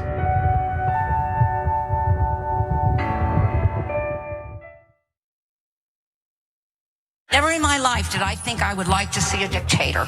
But if there's going to be one, I want it to be Trump. Tick-tock, tick-tock. Where's the line? We've crossed every line you can imagine. We are a socialist country. It's socialism for the rich. Tick-tock, tick-tock. You don't have to know the truth, just believe what they tell you. There is no bounds to their monstrous hypocrisy. Tick-tock. I think we're gonna win the Senate in 2020. And I think we're gonna have the House, and I think we're gonna have the presidency. Tick-tock. And in 2020, we're going to clean your clock, and we're gonna run you out of town, and we're gonna have an actual democracy in this country. November of 2020 could also be potentially the greatest day of our lives. Let us whisper of a dream.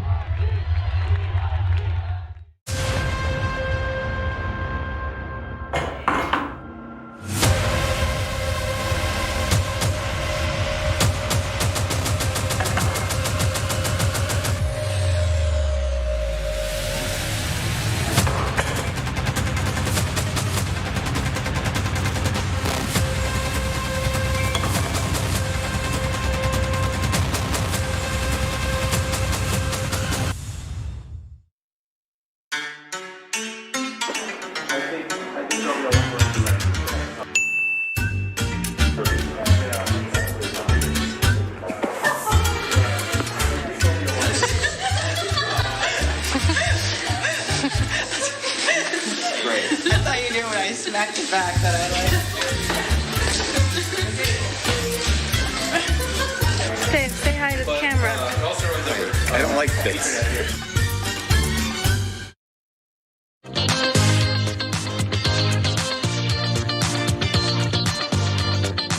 Hey everyone, welcome back to TYT. Anna Kasparian and Benjamin Dixon with you. Make sure you check out the Ben Dixon Show and also follow him on social media. Ben's a good friend of the show, and we want to support other progressive voices as much as possible. So definitely check him out. Ben, do you have a Patreon account? Yeah, patreon.com/the BPD show. I mean, thank you. Love it. Love it. All right, well, let's get to Lindsey Graham, because we've learned a little more about what was happening with Lindsey Graham behind the scenes at the Capitol. So Democratic Senator Sherrod Brown went on MSNBC to shed some light on what senators were going through as insurrectionists had breached the Capitol and essentially threatened members of Congress. Now, Lindsey Graham is someone who has enabled Donald Trump. Lindsey Graham is someone who has covered for Donald Trump because, in his own words, he thinks it's important to stay relevant. So what was Lindsey Graham up to? What was going on as these senators were in a secure location? Here's Senator Sherrod Brown to explain. I heard when the 75 senators were confined in a room with about 75 staff people, Lindsey Graham with his mask off started screaming at one of the officers. I think it was one of the captains, saying, "How come you didn't protect us since you're doing your job?" This is the same Lindsey Graham that for 5 years or for 4 years, he didn't do it at the beginning, defended and argued for and encouraged and aided and abetted this president and all of his followers. Who were perhaps extreme. Senator, while you were still in the emergency of it, you saw Senator Graham yelling or berating an officer. I mean, what was he getting at? What can you tell us about that? Do you think he was wrong to do that? Yeah, I've not said this publicly yet, but when I hear Graham and these others say these things, and he was screaming at an officer, he had his mask off, screaming at his officer from 5 feet away. I was maybe 10 feet on the other side. And the officer the police didn't do enough to protect us. Well, the police didn't do enough to protect anyone, but there was a lot more done for members of Congress versus everyone else who was in that awful situation. I mean, we saw images and video of some Capitol Police taking selfies with these insurrectionists, and I bring that up because it is important to investigate, the Capitol Police and make sure that we don't have people who sympathize with right-wing extremists working in that position that's meant to keep people safe. But a spokeswoman for Graham confirmed Brown's account, by the way, but said that the senator shouted at the Senate Sergeant at Arms, the top law enforcement officer in the Senate. Graham made his feelings known directly to him, the spokeswoman said. So Ben, what do you make of this? I mean, it's the chickens coming home to roost. I don't want anyone to get hurt, but I'm curious what you think about Graham's reaction to this. He aided and abetted this like the entire time, right? They created this monster, and it's coming back to destroy them. And the fact is, it is their own constituents. And so for Graham to yell at anyone, he should be yelling not only at his constituents but also at the president of the United States who fomented this violence. And two, also one thing that's very important with regard to the Capitol Police, I think sometimes we forget that there are a lot of police officers in any capacity at any level, federal or local, they are not apolitical. They are political actors who simply have on a uniform, and putting on that uniform does not take away their political ideology. And if you look at voting records, you'll see a lot of them do lean Republican or even Donald Trump. So, I mean, they are always there in that capacity, whether or not they have on a uniform or not. Yeah, no, I mean, absolutely. And right now, the military is grappling with something that I'm sure they've known, but now they have to at least give the appearance of doing something about it. And it's the infiltration of white nationalists and white supremacists who are sympathetic to what happened in the Capitol last week with these insurrectionists breaching the building and threatening lawmakers' lives, in an effort to overturn the results of a democratic process. But I'm not shocked that Senator Graham was shook by what took place, because remember when the Congress reconvened, that was when he gave this impassioned speech about the election is over, Joe Biden has won. I mean, he was talking about it in such a way that you would think, if that was the first speech you've seen from Lindsey Graham, you would think that he was on the right side the entire time, right? Yeah. And people were giving him credit for that speech. He doesn't deserve credit. Remember, Lindsey Graham is the one who pledged $500,000 of his own money for Trump's legal battles, court battles, where they're alleging widespread voter fraud. He's lost every single one of them. His lawyers have failed to provide a shred of evidence in regard to widespread voter fraud. But to your point, Ben, Lindsey Graham had enabled these lies and the deception all throughout. And for him to now be shocked at what he's going through, what other lawmakers are going through, is just ridiculous and pathetic. He should take responsibility for his role in this. Absolutely. Yeah, and I should also note, Sherrod Brown mentioned that he was screaming at this Capitol police officer, without a mask on, while COVID is still ripping through the country. I'm really sad to share that Representative Pramila Jayapal tested positive for COVID following the riots that took place.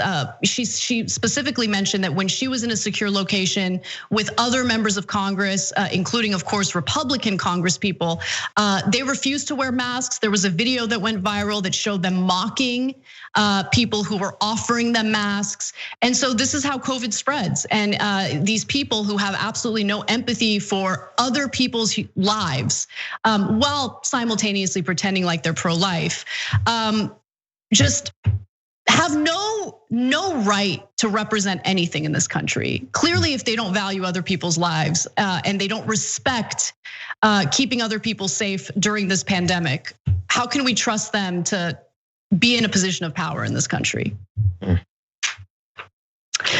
All right. Well, let's move on to Antifa, because surprisingly, some Republican lawmakers are like, we gotta stop. We gotta stop with the Antifa lies, probably because they realize that we're starting to suffer some consequences. We're getting banned from social media. We don't wanna suffer more. So let's get to that. Trump continues to baselessly claim that Antifa had infiltrated and took part in what occurred in the Capitol last week, January 6th, when insurrectionists had breached the Capitol building. Trump privately and falsely blamed Antifa people for storming the Capitol. In a tense 30-minute plus phone call this morning with House Minority Leader Kevin McCarthy, Trump trotted out the Antifa line, but shockingly, McCarthy put an end to it. He said, it's not Antifa, it's MAGA. I know, I was there. And of course, the FBI confirmed Friday that there's absolutely no evidence that Antifa activists were involved. A White House official said that the call was tense and aggressive at times, with Trump ranting about election fraud and an exasperated McCarthy cutting in to say, stop it, it's over, the election is over. And that's something that should have taken place way earlier, but at least McCarthy is telling the truth in this context. Yeah, I love the fact that he said he knows that it was MAGA because he was there, because he is MAGA. I mean, it just works out so good in that particular statement. But I mean, no, I think you said it in the last story, Anna. They are trying to get on the record for history to make it seem as though they were on the right side of history the entire time. They have not been. They have been aiding Donald Trump in this. The fact that it went so far as them being willing to overturn the results of the election should be the milestone and the benchmark by which we determine their interpretation through history. They tried to destroy America. Even Kevin McCarthy, Lindsey Graham, Mitch McConnell, all of them stood by while Donald Trump tried to overturn those results from the election, and they helped him. That's what we need to remember about them throughout history. One other thing that he mentioned was that it wasn't just MAGA people. It was also the even more extreme component of these MAGA supporters, the QAnon conspiracy theorists. So he called that out by name. That is that it was in fact right-wing extremists and QAnon adherents, and he urged members to stop spreading false information to the contrary. I also want to just note that I never trust Republican lawmakers, especially like Kevin McCarthy, to do the right thing because it's the right thing to do. Remember, there are all sorts of companies and banks that have now said that they will no longer do business with Republican lawmakers who challenge the Electoral College votes on that day. You have companies and donors, for instance, which, by the way, I'm not giving them credit because these donors are full of it, but some of the Republican donors are saying that they're no longer going to contribute any campaign donations to Republican lawmakers who have engaged in this reckless behavior. So I think a lot of what's happening now with the rhetoric coming from Kevin McCarthy is more about ensuring that there isn't more damage to Republican members of Congress, as opposed to just doing the right thing, ensuring that they stop spreading lies, which then further radicalizes the right wing in this country, which of course then leads to more violence. Yeah, and it's that vicious feedback cycle, right? That feedback loop that no one from the Republican side seems to be willing to step in and stop, except for the point where now 5 people are dead and they actually made it to the steps of the Capitol. So the real question is how far will it go next time? And if we don't make any concerted efforts to actually hold people accountable in a substantive way, we're going to find ourselves dealing with an even more organized insurrection. Yeah, exactly. And some of the proponents of getting rid of these like QAnon Twitter pages and ensuring that these conspiracy theories stop spreading throughout these social media platforms so rapidly is to ensure that they don't have. It's not as easy for them to coordinate and plan more of these riots moving forward. I think that there might be some truth to that, although I would argue that these are people who seem pretty hell-bent and will find a way to communicate and organize these types of awful events. But I do think that, Donald Trump not being able to tweet the dog whistles, to tweet all sorts of messages where he'll have that little line of plausible deniability. But the rest of the tweet is just encouraging people to engage in violence. I mean, we've seen that for 4 years straight. And I've had enough of it. You'll see like on message boards for the right wing, if Trump has said, hey, go out there and condemn the violence, they don't trust that he actually wants to condemn the violence because he'll always have a statement that encourages them to keep engaging in the violence. And then he'll say, I don't want the violence. No, he loves the violence. Yeah, and you know what? If Donald Trump's time off of Twitter is anything like mine, he should be refreshed, rested. I'm sure his edges are coming back, and he's starting to look good again because Twitter was toxic with him, and it was toxic without him. So this is for his own good. That's right. Log off. All right, let's go ahead and take a break. When we come back, though, we have some more detail into white supremacists who are in the military. Some of them have been caught, some of them are facing some consequences. But the problem is far bigger than most people realize because the military really doesn't have a way of keeping track of individuals who have all sorts of red flags. Don't miss that story, it's super important. We have that and more for you when we come back. Cenk Uygur is not here today, which means that I will be able to talk during the show. We'll see. Poor Cenk, under the bus. My God, if Jesus came back, how much would the Republicans hate him? So now you have to give away all of your possessions to the poor. Steve King would be like, oh, Weezy. Everyone should be lucky enough to have a John Iadarola in their life. You confused everyone? Okay, sorry, I thought it was pretty clear. Take a break now. You can turn me to Dr. Manhattan as long as I get what Dr. Manhattan's packing, okay? The liberal mom says, Mark Thompson, have you ever thought about doing one of those tapes that soothe people to sleep? Like Mark Thompson reads the phone book. I'd buy it. If you'll buy it, I'll do it. D'Amelio writes in, John, you are so thick. I love you. That's what he wrote. Pork Chop Express writes in and says John Iadarola needs a new jacket. Whoa. Those 24-inch pythons are about to burst out of his sleeve. Gun, baby. You know, the 2 people here said that their moms were both in love with you over Beauty and the Beast. That's an improvement. I usually get grandmothers. Charlie Turk. No, wait a minute, don't you dare. Chemical castration when we return from the break. I hope that, who they choose for the White House isn't just a borderline Klansman. That's all we gotta hope. That's it, we will settle it. She's cute. I didn't say that about Laura Ingraham. Scandal at TYT. Did Anna comment on my tan yet? No, she hasn't. You're a good boss. But Anna did say that I come in here today with a fresh mind. That's all I'm about. I'm about a fresh mind. I can't with you right now. Okay? She just can't. She can, but nonetheless, we have to for another 3 hours. I'm back, baby. Let's rip in the Republicans. See, don't miss the live show. That's great. Tell people, if you're a member, you get the whole live show whenever you want, because this stuff doesn't go into any of the clips.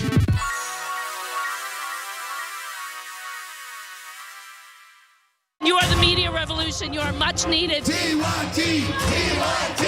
The place is like 95% TYT on.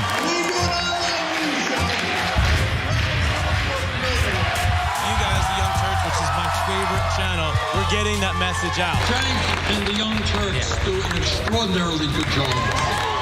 No matter what mainstream media says, you have to listen to the Young Turks. The people who support us on the internet, that's what gives us strength. That's what allows anyone who was in there who was undecided to think one side seems to be winning. They seem to have a bigger army. There might be a reason for that. So thank you, guys. Across the map are going to be so tight and so close that it is likely going to be very difficult to call this on election night. The twin forces behind the Biden candidacy, the billionaires and the Bolsheviks. Arizona, 19 million. For the vice president, 9 million, a little over 9 million for President Trump. We are desperate for Donald Trump to not be president anymore because he's fascist and is a threat to our democracy. And we said that from day one. Yes, we want Biden to beat Trump. Is that clear enough? It is increasingly difficult for the American public to get any sort of truth. And this is why what Cenk and the Young Turks are doing is so important.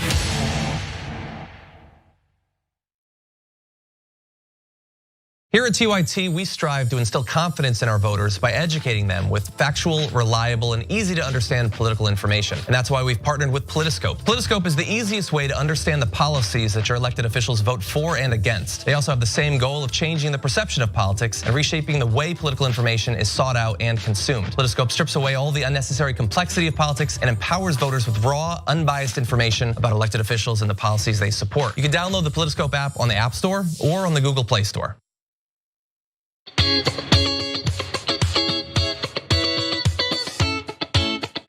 Hey everyone, welcome back to the show. During our breaks for our online audience, we do social breaks where we read their comments. And I actually wanted to apologize to one of our members who wrote a comment that was, I read it incorrectly. Sarcasm doesn't come across with comments online. So it was a comment about Kamala Harris, and I now realize you were just joking around. So I apologize for how I read it because I did misread it. And now I get your joke. And it's fantastic. So I feel bad about that. Anyway, but let's move on to our next story because this is something we've been, focusing on throughout the week because I think it's important. And now we're learning more details regarding white supremacists within the military and how some of them were certainly involved in the riots that took place. So the military is ousting a junior officer after he posted TikTok comments joking about the incineration of Jewish people, joking about the Holocaust as if that's something worth joking around about. But Second Lieutenant Nathan Freehofer was an artillery officer who had amassed 3.8 million followers on TikTok. But now the military finds itself tackling with not only the issue involving Freehofer, but more importantly, this ever-growing problem, which to be sure has been a problem, regarding white supremacists within the military, within its ranks, especially since there were notable veterans present during the insurrectionist riots in the Capitol. So here's what we know so far based on some reporting from Politico. A retired senior Air Force officer allegedly took part in the riot in the United States Capitol, and a Navy veteran who also played a leading role was arrested over the weekend. Meanwhile, a rioter who was killed while trying to break into Speaker Nancy Pelosi's office suite was also an Air Force veteran who espoused far-right and QAnon conspiracies. And this is what should really concern everyone in the country. Because when we talk about coups, the issue of the military comes up. Would the military back a coup for Donald Trump to keep him in power? Well, a 2020 survey actually found that more than 1/3 of all active duty troops and more than half of minority service members reported witnessing firsthand examples of white nationalism or other ideologically driven racism within the military. So we knew that this was a problem prior to the riots taking place in the Capitol. But it's more of a problem than even the military realizes because they don't really monitor this stuff. They don't really keep track of it. They haven't really had a system in place to keep an eye on people who have raised red flags within the military. And that is an issue. And now the chickens are coming home to roost as we realize just how bad white supremacy is within the military. That's not to say that everyone in the military is racist or is a white supremacist, but much like local police departments throughout the country, there has been just this infiltration of white nationalists within the military, and something needs to be done about it. But Ben, I wanted to get your thoughts on this. Yeah, this is part and parcel with what you just described about local policing being infiltrated by white supremacists. I mean, this is America. America is drenched with white supremacy. It's willing to burn this country to the ground. It's willing to abandon the entire democratic experiment because of the grievance of white conservative men who have never had to lose in their lives. And so America is held hostage by that same white supremacy that is present in the military. And it's not a quietly kept secret. I mean, it is well known throughout members and retired members of the military that racism exists. The most terrifying notion is the first part you mentioned, Anna, about how many of these people would actually go along with the coup. We have to keep in mind, that he was their commander in chief. And so in some ways, all they had to do was obey his directions, depending on if there was anybody in hierarchy who would prevent this from happening. And so the real question is how high up does this white supremacist allegiance go? I would argue it goes all the way to the top. Yeah, and again, it's something that clearly is not being investigated by the military. And I'm not surprised by that. I mean, I remember in 2012, there were endless headlines regarding female soldiers who had been raped or sexually assaulted within the military, and there was no justice. They would go to their higher ups, they would report it, and they would actually suffer consequences as a result of reporting it. And nothing changed. The military was supposed to restructure the way that soldiers can report instances of sexual assault and rape, not just women, but male soldiers as well. But the story just kind of faded away. And so what kind of accountability is taking place within the military when it comes to instances of sexual assault and rape? And clearly for what we're experiencing in the country right now, when it comes to white nationalists and the hatred that they espouse, one representative spoke out against this, Jason Crow, who's a retired Army officer and chair of the House Armed Services Committee. He said that there is a crisis, issue, the rise of extremism and white supremacy in the ranks that has been fueled by President Donald Trump, unfortunately. So that has to be dealt with right away. And unequivocally, that's top of the list. But what I appreciated about that statement was that he did clarify that this existed before Donald Trump. Like, I think it would be a mistake to think that everything that we're experiencing right now is only due to Donald Trump, and all we need to do is get rid of him and everything will get better.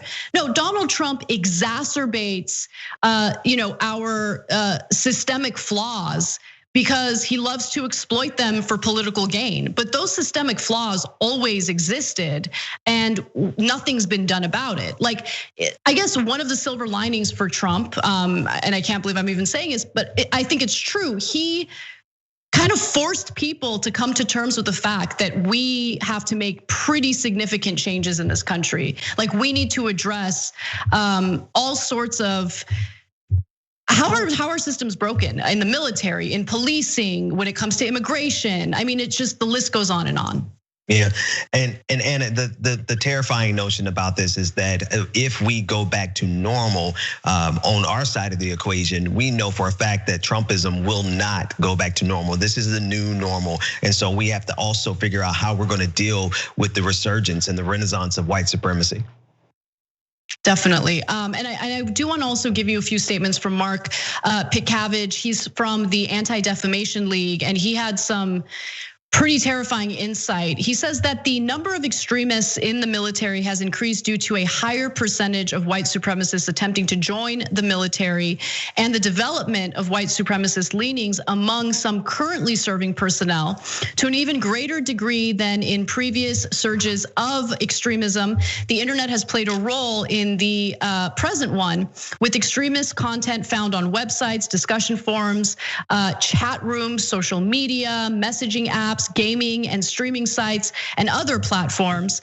And he mentions that a number of right-wing extremist groups, such as the Oath Keepers, expressly recruit members from the military. Pikavage also noted that a litany of incidents involving right-wing extremists in the ranks over the past few years, including troops offering to teach how to make explosives and target left-wing activists, joining pro-Nazi organizations and traveling to Ukraine without orders to train with a right-wing militia. And also a Florida National Guardsman even founded a neo-Nazi group. Again, this is a very real problem that has not been addressed. It wasn't even being reported on until the insurrectionists breached the Capitol and threatened the lives of congressional lawmakers. Had that not happened, would we be discussing white supremacy within the military? Would this be an issue that people would be calling for, solutions to? I doubt it, and it sucks that it has to get to that point where members of Congress feel afraid for people to acknowledge that something needs to be done. All right, well, we have time left, so why not focus on one more lunatic before the main show is over. And for those of you who are members, we are gonna have a fantastic members only post-game show today. Don't miss it. Ben Dixon was kind enough to stick around and do the post-game with me. You can become a member by going to tyt.com/join. Now let's move on to Lauren Boebert.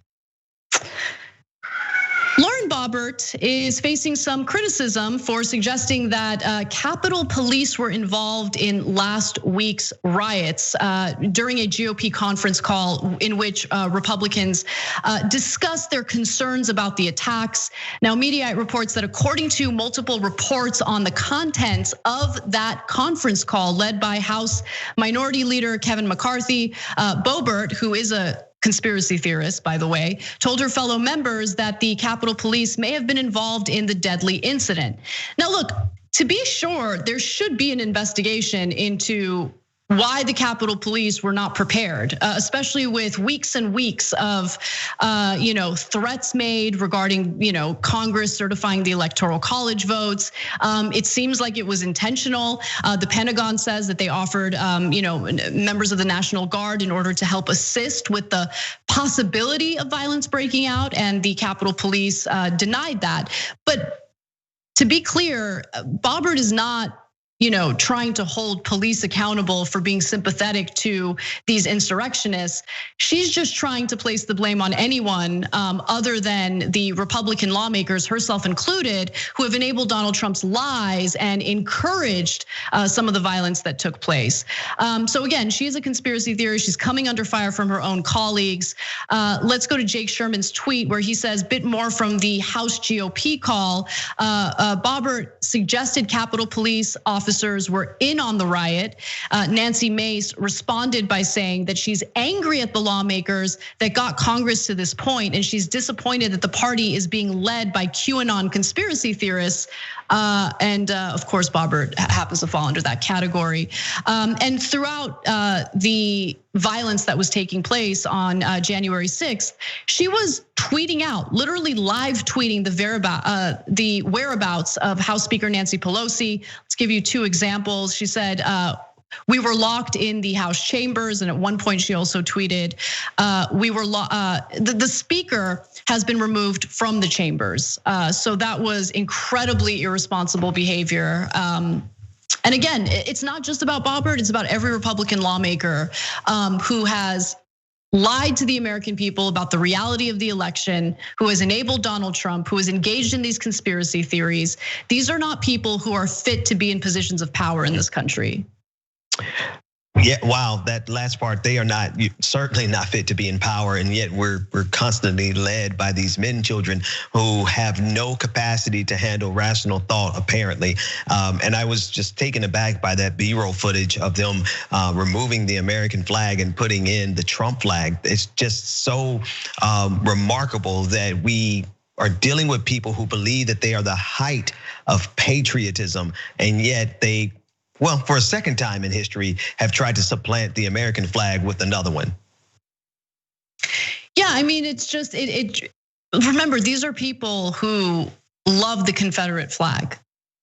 The Confederates were traitors to the country, but they love it. I mean, everything that they claim they are, it's the opposite. They're not patriots. They don't love the country.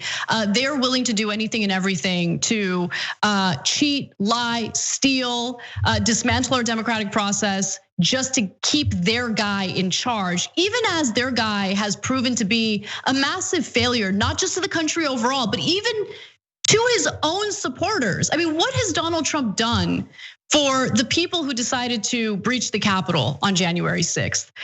I mean, they're not, by the way, some of them are literally CEOs making, some of them are making six figures. We should be clear about who those people were, because I think far too often people are under the assumption that these are all like random, middle of the country, rural Americans who don't know any better. No, that is not the entirety of Trump's base. And there were people who are very well off engaging in the riots that took place last week. Right, and that's why whenever I talk about this, I always talk about this in context of both race and class, because let's be sure the people who had the time and the resources to get to Washington D.C. so that they can cosplay and climb the walls and just have like their big weekend adventure, that cost money. And so we oftentimes like to label all Republicans somehow. We think of them as working class when most of them are probably upper middle class and certainly representative of the top 1%. Yep, exactly. And look, if you want at least one easy solution to ending the organizing and funding that goes into this violence, get rid of money in politics, but specifically dark money, because there was quite a bit of dark money that went into funding what occurred last week. And you read those details and it's infuriating, because we could focus on solutions. We could focus on what's broken in this country and how all of this managed to happen, right, in plain view. I think it's right to bring up issues of race in addition to issues of class, because that does certainly play a role. And make no mistake about it, I mean, the fact that you had Capitol Police, in some cases being incredibly friendly with these people. You also have the stories about how Capitol Police rejected any additional help. And aside from what happened in the Capitol, as we know through all the Black Lives Matter demonstrations that took place over the summer, I mean, the persecution toward those demonstrators who had a legitimate concern that they wanted solutions for, versus what we saw with these individuals engaging engaging in something that's undemocratic and unconstitutional, wanting to throw out the results of the presidential election because they don't like it, wanting to throw out our system of government because they didn't like the outcome of one presidential election. I mean, the thing that drives me crazy is people trying to draw these false equivalencies between the last summer and what we saw in the Capitol last week. That Stretch Armstrong level of, I don't even know how you can do that in good faith. And I'm thinking a lot of them just have accepted the fact that they're going to engage in bad faith with us. Yeah, you're exactly right. And I think it's important to recognize when people are interested in having a fact-based discussion and debate versus people who don't care about the truth, don't care about the facts, do not engage in good faith, and you're just really wasting your time, trying to persuade them to see things the correct way. So in the post-game show today, which I'm really looking forward to, there was a weird statement from Hogan Gidley, Trump's national press secretary, regarding his masculinity. What was that about? Why did masculinity come up? And is Donald Trump masculine? We have some receipts. It's gonna be a fun segment, I promise. We're gonna have a very, very good time. And then Ben, I know I plugged your show already, but why don't you plug it one more time before we end the main show? The Benjamin Dixon Show, and you can join us every morning at 8:30 for the Morning Trap. It is an experience. I've been seeing some clips from it, and It's a spicy show. I love it. It's a really, really good show. Make sure you guys check that out. And as always, you guys can watch our post game. It's for our members only. They help make the show happen. They keep us sustainable, and you can become a member by going to tyt.com/join. We'll be dunking on Trump, dunking on Hogan Gidley, and just having a good time. You don't want to miss it. So we're looking forward to seeing you there. Everyone else, have a fantastic night, and we'll see you tomorrow.